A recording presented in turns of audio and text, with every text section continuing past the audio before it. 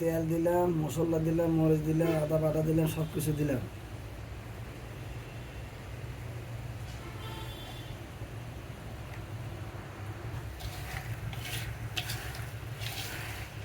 আমরা এখন গরুর মাংস পাক করবো ইনশাল্লাহ।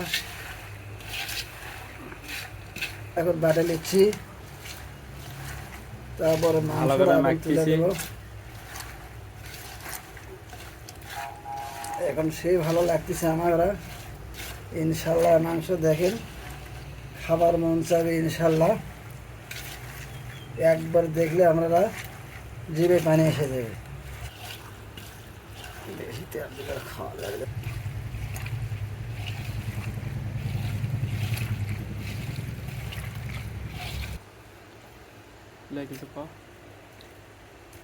এখন আমরা মাংস দিচ্ছি, দেওয়ার পর একটা লাড়া হবে।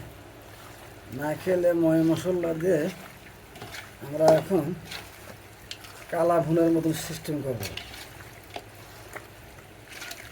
মালিতে সরিকান্দি আমরা এখন ময় মশলা, তেল, মেস মশলা যা কিছু লাগে আমরা দিলাম।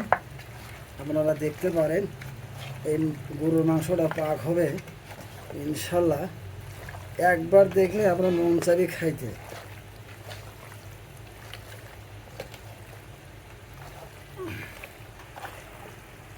আগে নিতে হবে ময় মশলা যা কিছু, অ্যালার্জি, তেজপাতা, গুজরাতি সব কিছু দিতে হবে।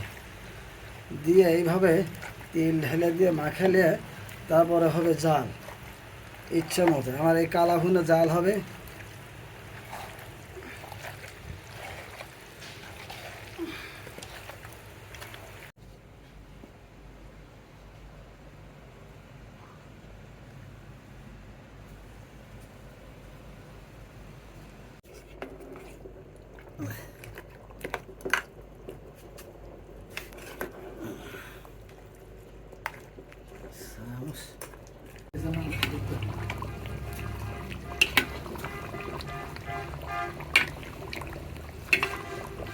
সারাদিন গেলে ভালো।